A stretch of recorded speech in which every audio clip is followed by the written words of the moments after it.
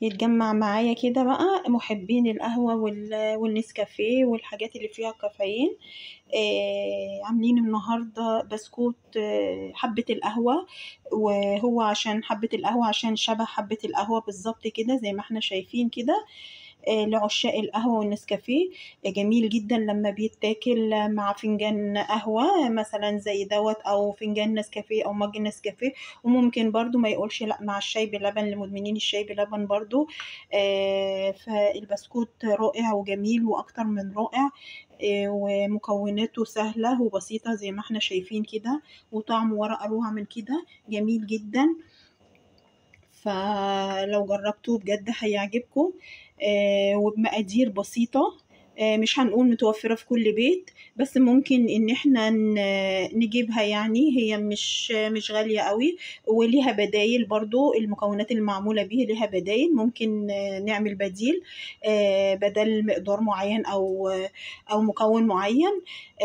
فهنشوف مع بعض عملنا بسكوت حبة القهوة دوت ازاي بكل سهولة وبأبسط طريقة وفي وقت سريع جدا. والله ما خد وقت خالص في العجن بتاعه أو في المكونات بتاعته.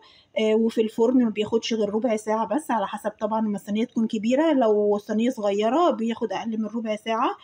فمع بعض هنشوف خطوة بخطوة والمكونات والمقادير والطريقة اللي عملنا بيها بسكوت حبة القهوة الجميل دوت اللي هيعجبكم إن شاء الله. فيلا بينا مع بعض نشوف الفيديو خطوة بخطوة. وزي ما تعودنا نسمي الله ونصلي على رسول الله عليه أفضل الصلاة والسلام. وهنبدأ نعمل في البسكوت بتاعنا الجميل. أنا عندي كوباية إلا ربع سكر بودرة، وعندي كوباية إلا ربع زبدة، طبعا بدرجة حرارة المطبخ زي ما احنا شايفين كده. وكمان عندي ربع كوباية زيت. هنبدأ بقى نضرب المكونات دي على بعض.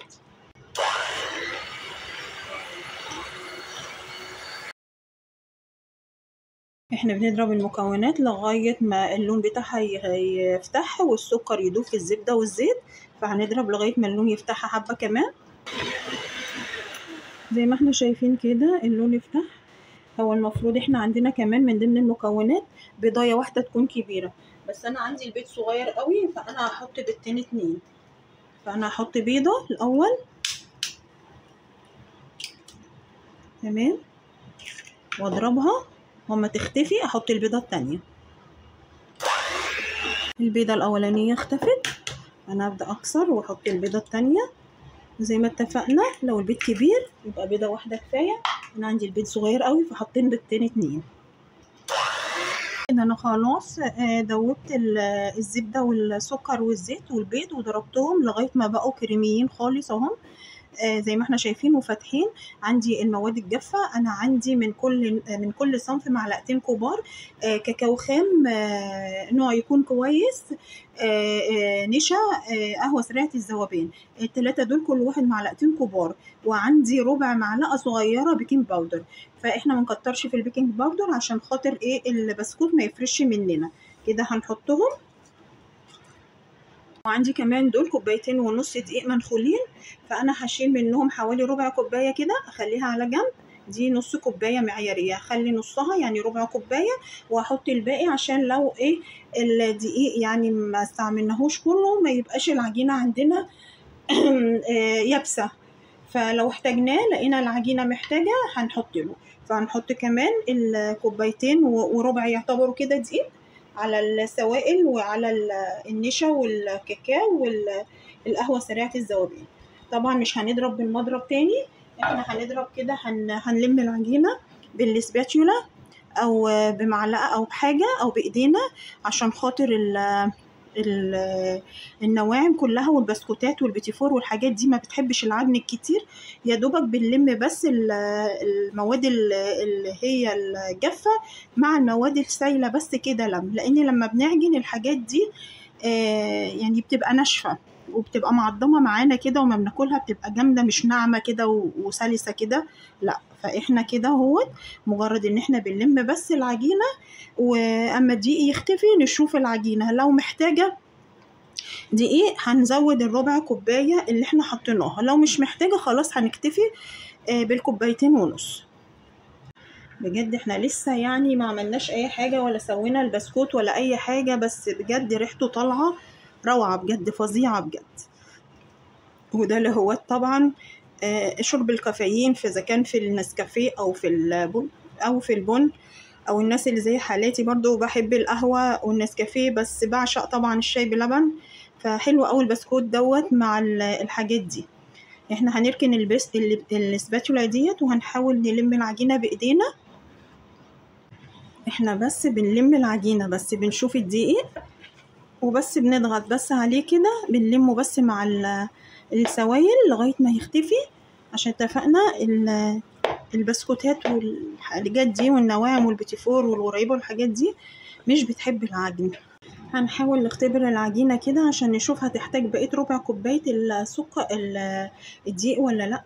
فاحنا هناخد واحدة كده ونفردها ونكورها في ايدينا كده ونتك عليها ونشوفها.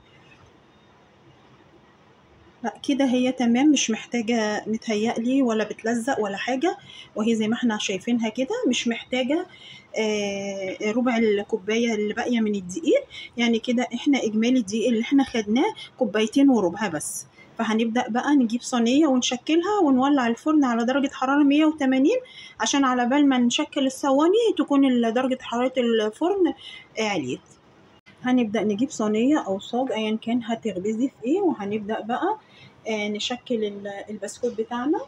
بناخده قطع صغيرة كده، نحاول على قد ما نقدر لأن هو بينفش شوية. بنعملها كده بيضاوية اهو كده زي ما احنا شايفين كده، وبنرصها. ومش محتاجين ان احنا ندهن الصينية اي مادة دهنية، لان هو البسكوت فيه الزبدة كفاية. يعني هو فيه زيت وزبدة كفاية، واحنا مش بنتك عليها، يا دوبك بس بندورها كده. ونحاول ان احنا نحط مسافة، نخلي مسافة بين كل واحدة وواحدة، لان هي لسه يعني هتفرد. هعمل معاكم واحدة كمان واكمل الكمية ونرجع مع بعض تاني. كده خلصت الصينية الكبيرة دي صينية بيتزا كبيرة أنا مليتها، وعملت فراغات برضو لأن البسكوت هيريح شوية من البيكنج باودر، عشان كده قلنا ما نحطش أكتر من ربع معلقة صغيرة. فجبت أي حاجة ليها بوز، جبت معلقة صغيرة كده، وهبدأ إن أنا أعمل بيها فتحة كده في نص قطعة البسكوت، بس مش هنزلها لتحت، هي مجرد لفوق بس كده عشان تدينا شكل حباية القهوة.